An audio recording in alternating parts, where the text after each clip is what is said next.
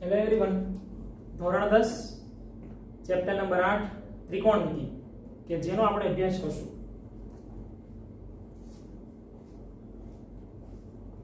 Chapter number 8 ત્રિકોણમિતિ, lecture number 1. અહીંયા લખેલું છે ત્રિકોણમિતિ કે જેને આપણે ઇંગ્લિશની અંદર ટ્રિગોનોમેટ્રી તરીકે ઓળખીએ છીએ. ટ્રિગોનોમેટ્રી જે છે એના આપણે ગુજરાતીમાં કહીએ કે સંધિ છૂટી પાડીએ, એ રીતના અહીંયા જે છે આપણે એના ભાગ કરીએ તો આપણને કેવા શું માંગે છે ને ખબર પડે. જોઈએ, અહીંયા લખેલું છે ટ્રાય કે જેનો મતલબ થાય 3. અહીંયા લખેલું છે ગોન, એનો મતલબ થાય બાજુ.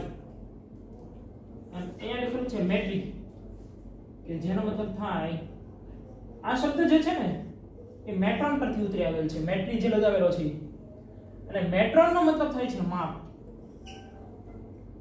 એનો મતલબ એવો કે ત્રિકોણમિતિ એટલે શું, તો કે ત્રિકોણની 3 બાજુઓના માપ અને ખૂણાઓ વચ્ચેનો સંબંધ દર્શાવતું ગણિતની એક શાખા. લખીએ આપણે ત્રિકોણની 3 બાજુ અને ખૂણાઓ વચ્ચેના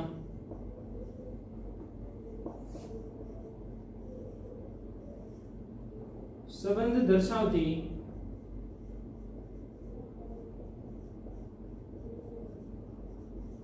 ગણિતની શાખા. ત્રિકોણની 3 બાજુઓ અને ખૂણાઓ વચ્ચેનો સંબંધ દર્શાવતી ગણિતની શાખા કે જેને આપણે ત્રિકોણમિતિ તરીકે ઓળખીએ છીએ. ધોરણ 10 ની અંદર ઘણા બધા વિદ્યાર્થીઓ માટે આ ચેપ્ટર જે છે એ ખૂબ જ અઘરું હોય છે, પણ આપણે એને સહેલું બનાવવાની ટ્રાય કરશું. પહેલા લેક્ચરની અંદર આખા ચેપ્ટરની અંદર જે કાંઈ સૂત્રો આવે છે એ દરેકે દરેકને કઈ રીતે યાદ રાખવા એના માટેની એક જે છે એ મેથડ બનાવેલી છે.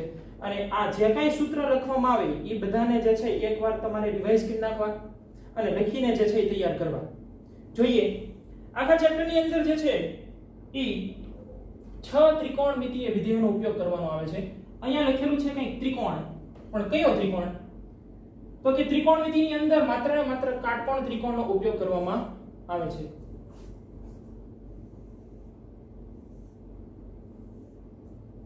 ત્રિકોણ ABC કે જેની અંદર અહીંયા ખૂણો દર્શાવીએ કે ખૂણો B જે છે એ 90 ડિગ્રી કાટકોણ ત્રિકોણ છે.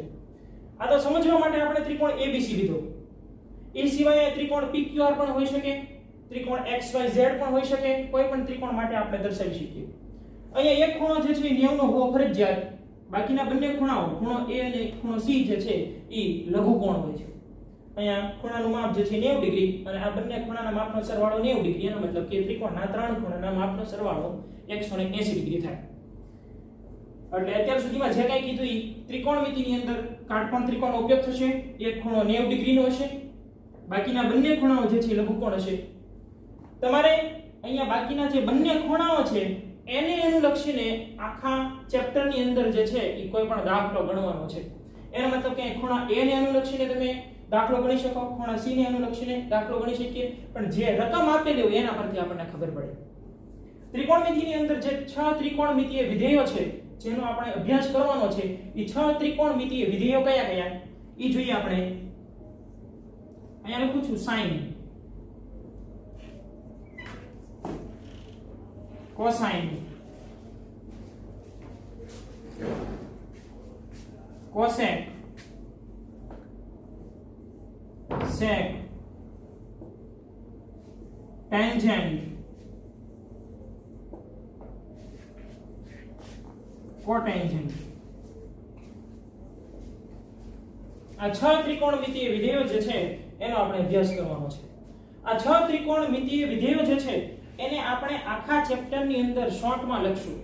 આ રીતના આખા નામ વડે આપણે દર્શાવશું નહીં.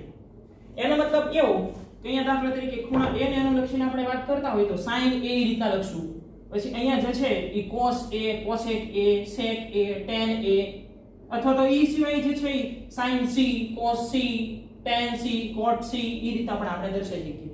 એનો મતલબ એવો કે આપણે ખૂણા a ને અને ખૂણા c ને અનુલક્ષીને વાત કરશું. કાટકોણ ત્રિકોણની અંદર આ જે છે શું આવશે તો કે કર્ણ. ખૂણા a ને અનુલક્ષીને આપણે જો વાત કરતા હોય તો ખૂણા a ની આ બાજુ જે છે એની કઈ બાજુ કહેવાય?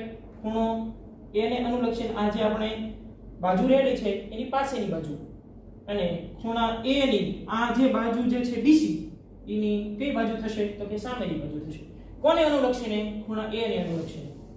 એ રીતના ખૂણા c ને અનુલક્ષીને આપણે વાત કરતા હોય તો ખૂણા c ને અનુલક્ષીને આ જે બાજુ BC છે એની પાસેની બાજુ થાય, અને ખૂણા c ને અનુલક્ષીને આ AB જે છે એ એની સામેની બાજુ થશે. એટલે કયા ખૂણાને અનુલક્ષીને વાત કરવામાં આવે છે એના પરથી જે છે આપણે કોઈ પણ દાખલો ગણી શકીએ. આગળ વધીએ થોડા. આ કર્ણ કીધો, a ને અનુલક્ષીને વાત કરતા હોય તો આ સામે આ જે છે એની પાસેની બાજુ, આ જે છે એની સામેની બાજુ. c ને અનુલક્ષીને વાત કરતા હોય તો આ જે છે એની પાસેની બાજુ અને આ જે છે એની સામેની બાજુ. હવે લખેલું છે sin cosine cosecant secant tangent અને cotangent.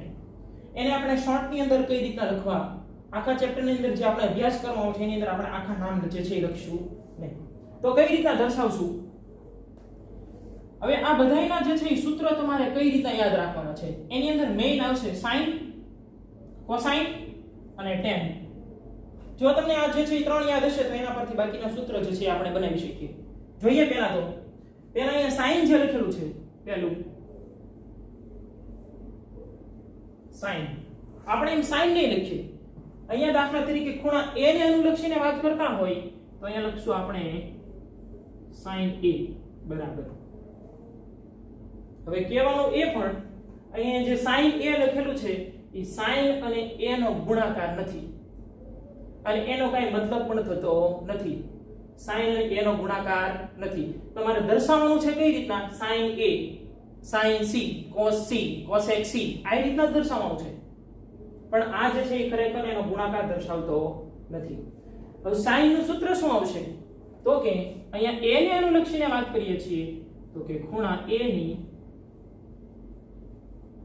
સામેની બાજુ ના છેદમાં કર્ણ. ખૂણા a ની સામેની બાજુ ના છેદમાં કર્ણ. ખૂણા a ની સામેની બાજુ કઈ થશે તો કે BC, અને છેદમાં કર્ણ જે છે ક્યાં છે તો કે AC. એટલે આપણે દર્શાવીએ અહીંયા ખૂણા a ની સામેની બાજુ, a ની સામેની બાજુ કઈ છે તો કે BC, અને કર્ણ કયો છે તો કે AC. અને કઈ રીતે યાદ રાખવાનું છે?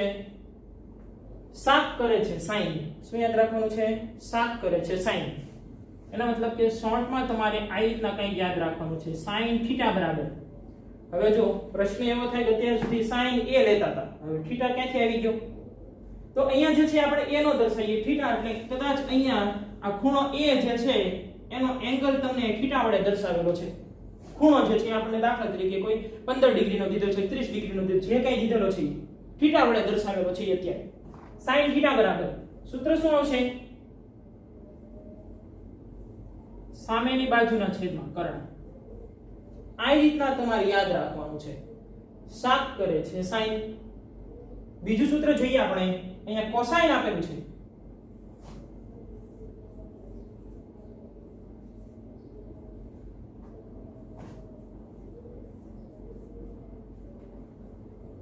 આખા ચેપ્ટર ની અંદર શોર્ટ ની અંદર તમારે કઈ રીતના દર્શાવવાનું છે? cos a. અને cos a નો મતલબ એવો થાય કે ખૂણા a ની પાસેની બાજુ ના છેદમાં કર્ણ. ખૂણા a ની પાસેની બાજુ કઈ આવશે? ખૂણા a ની પાસેની બાજુ કઈ છે તો કે AB, અને કર્ણ કયો છે તો કે કર્ણ AC. અહીંયા આપણે લખેલું છે cos a. કદાચ અહીંયા θ એંગલ આપેલો હોય તો આપણે શોર્ટ ની અંદર કઈ રીતના યાદ રાખશું તો કે cos θ બરાબર પાસેની બાજુના છેદમાં કર્ણ. આને કઈ રીતે યાદ રાખ્યું હતું? શાક કરે છે sin, પાક કરે છે cos. શું યાદ રાખવાનું? શાક કરે છે sin, પાક કરે છે cos. હવે ત્રીજું સૂત્ર જે છે એ આપણે જોઈએ tan નું જોઈએ. ટેન્જેન્ટ લખેલું છે અહીંયા,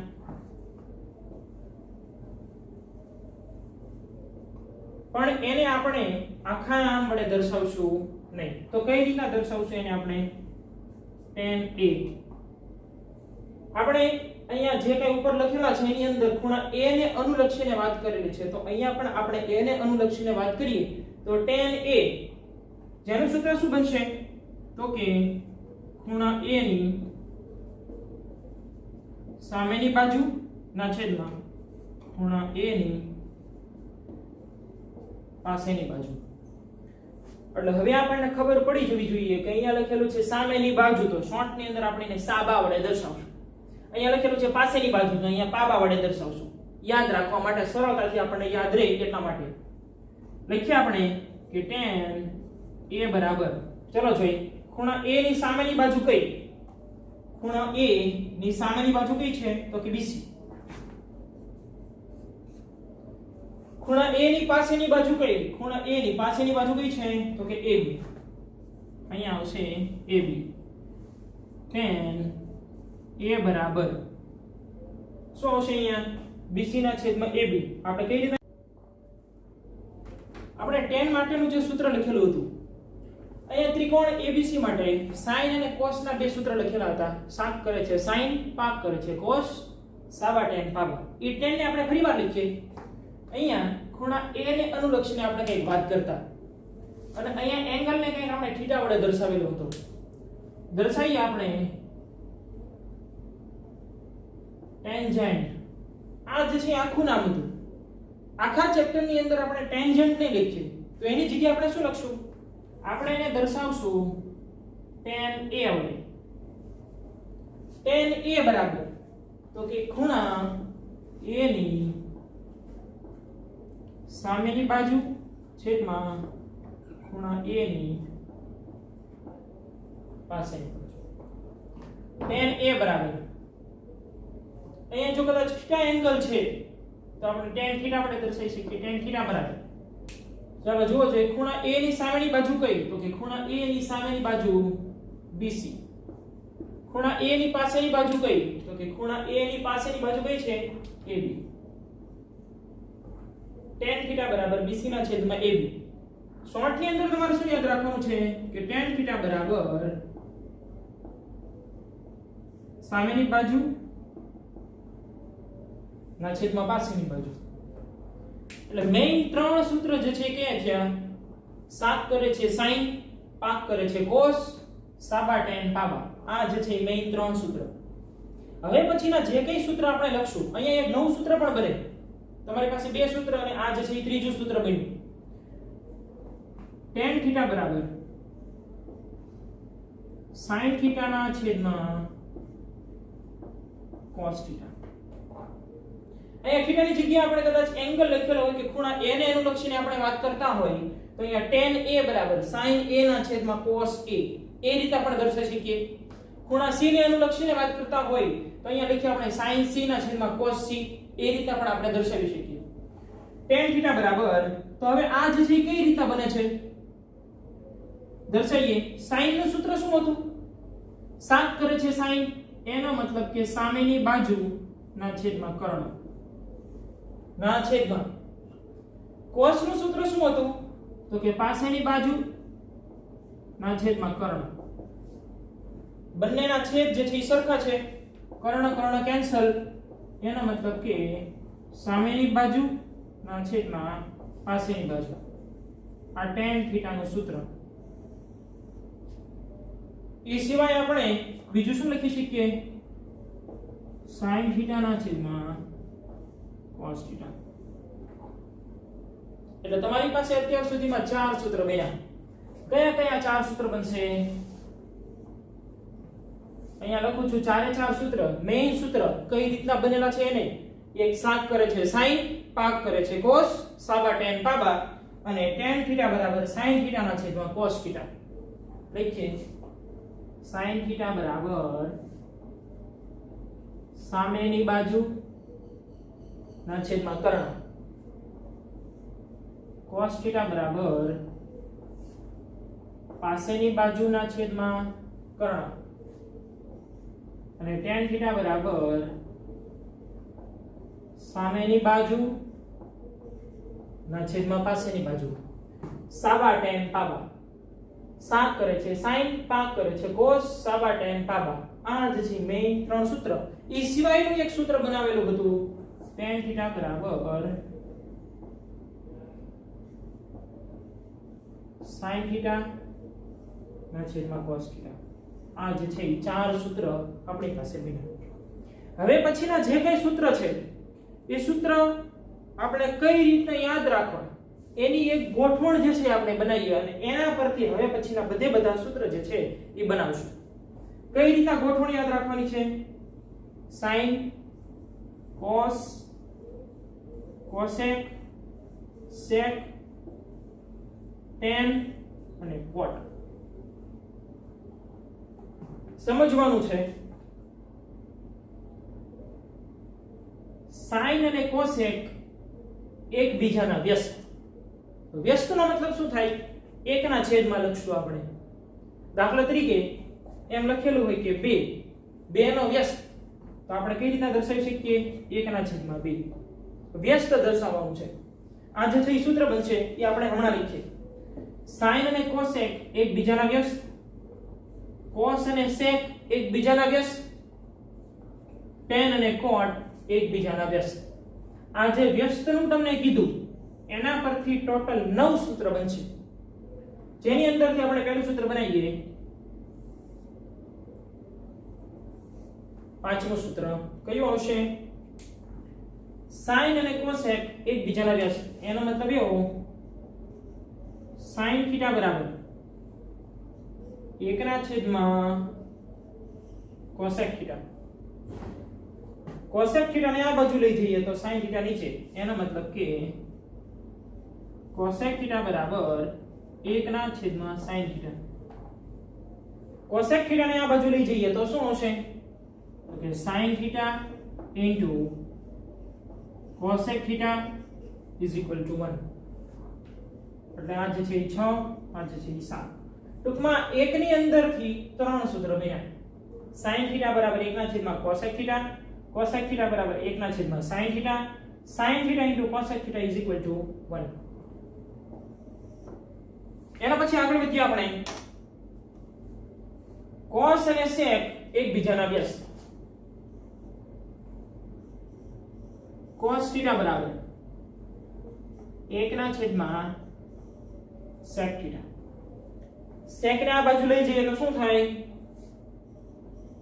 sec θ બરાબર 1/cos θ સાત સૂત્ર હતા આ 8 આ 9 અને 10મું સૂત્ર કઈ રીતે બનશે sec ને આ બાજુ લઈ જઈએ એનો મતલબ કે cos θ *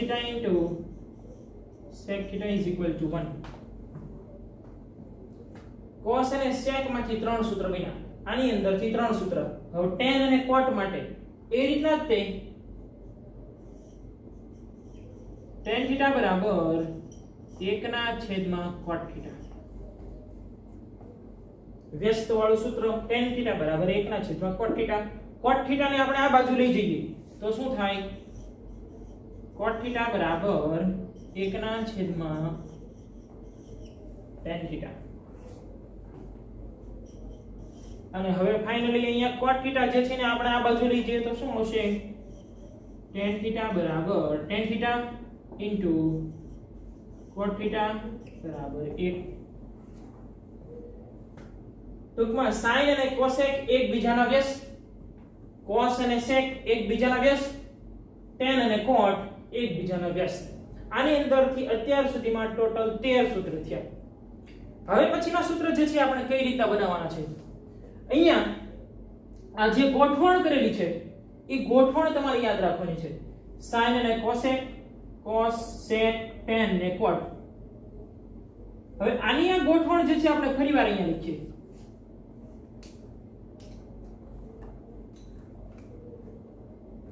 sin cos cosec sec tan cot. હવે જે સૂત્ર આપણે બનાવવાના છે લઘુકોણ વાળા સૂત્ર જે છે આપણે બનાવવાના છે એ કઈ રીતે યાદ રાખવા? તો એની અંદર અહીંયા જે sin cos cosec sec tan અને cot એ જે ગોઠવણ કરેલી છે હવે એક ફોર્મેટ બનાવેલું છે એની અંદર અહીંયા ડાબી બાજુના જે કંઈ લખેલા છે sin cosec અને tan ત્યાં તમારે 90 - θ લગાડો એટલે જમણી બાજુના બને. કઈ રીતે? અહીંયા sin 90 - θ બરાબર cos θ થશે. અહીંયા cosec માં 90 - θ લગાડીએ એટલે sec θ બનશે. એટલે એને આપણે આ રીતના દર્શાવી દીધી. cosec 90 - θ બરાબર sec θ અને tan 90 - θ બરાબર cot θ.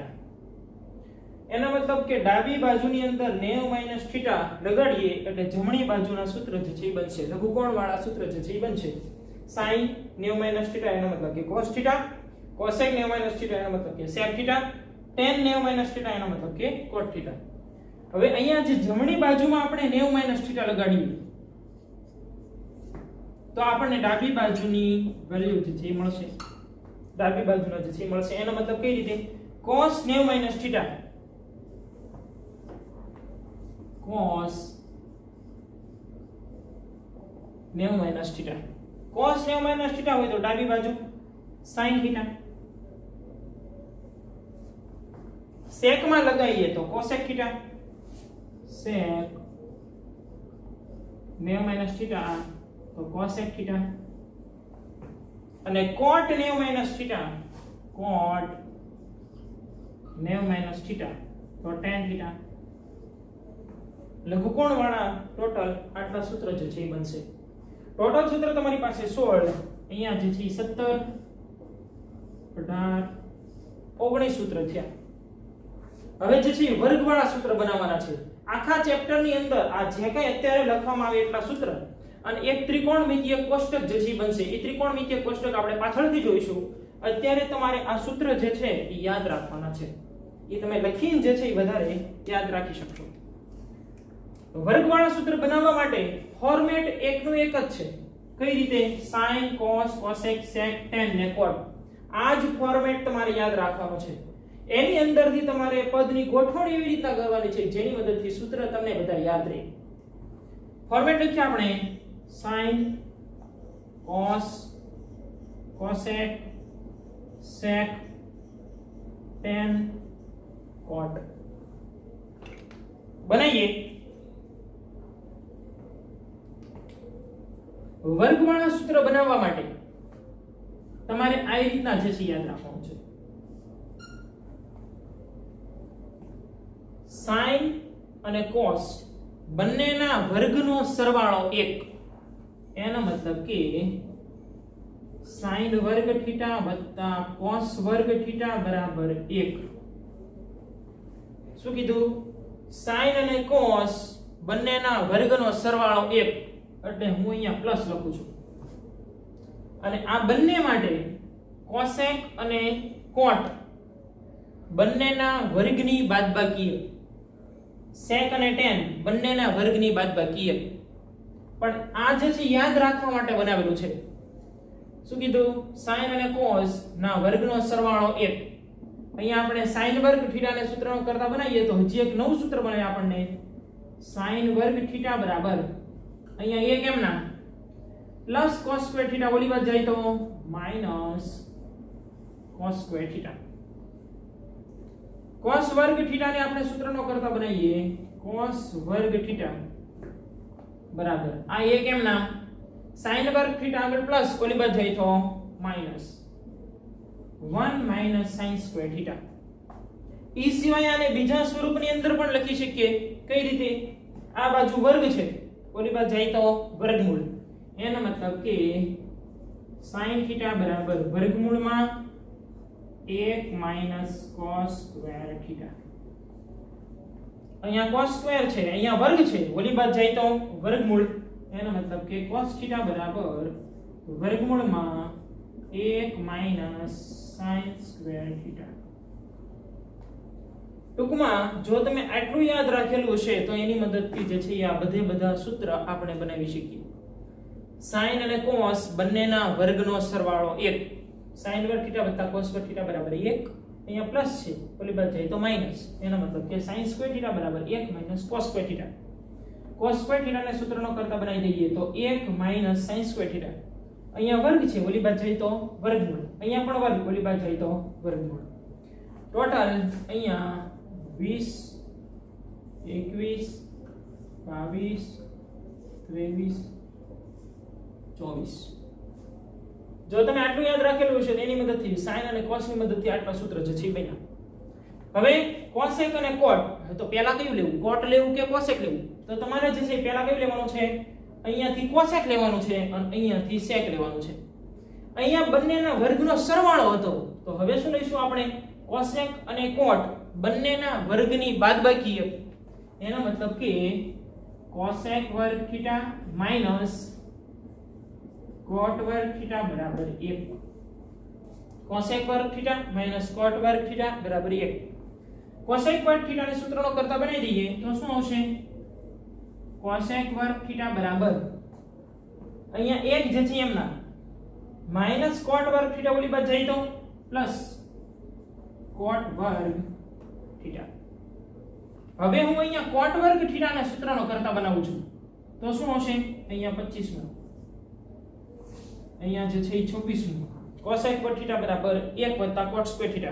હવે જો અહીંયા કે જે એક બીજું બનાવવું હોય તો અહીંયા વર્ગ છે, ઓલી બાજુ જાય તો વર્ગમૂળ, cosec θ બરાબર વર્ગમૂળમાં 1 વત્તા cot વર્ગ θ. હવે અહીંયા cot વર્ગ θ ના સૂત્રનો કરતા બનાવીએ તો શું આવશે, આ પ્લસ 1 આ બાજુ આવશે તો માઈનસ, એનો મતલબ કે આ એમના cosec વર્ગ θ વત્તા 1 આ બાજુ આવી જાય તો માઈનસ 1 બરાબર cot વર્ગ θ. આ cot વર્ગ θ ને આપણે પહેલા લખી નાખીએ તો શું આવશે, cot વર્ગ θ, અને આ જથીને પછી લખી નાખીએ cosec વર્ગ θ માઈનસ 1. cot વર્ગ θ બરાબર cosec વર્ગ θ માઈનસ 1. હજી બીજા સ્વરૂપની અંદર લખવું હોય તો અહીંયા જે છે વર્ગ છે, ઓલી બાજુ જાય તો વર્ગમૂળ, તો cot θ બરાબર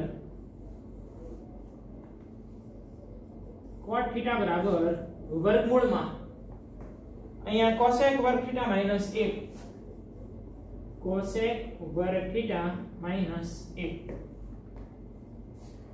અહીંયા 28 29. કોની મદદથી આ બનાવેલું છે, cosec અને cot ની મદદથી. cosec વર્ગ θ માઈનસ cot વર્ગ θ બરાબર 1. એની જેમ sec વર્ગ θ માઈનસ tan વર્ગ θ બરાબર 1. બંનેના વર્ગોની બાદબાકી 1, એનો મતલબ કે sec વર્ગ θ માઈનસ tan વર્ગ θ બરાબર 1.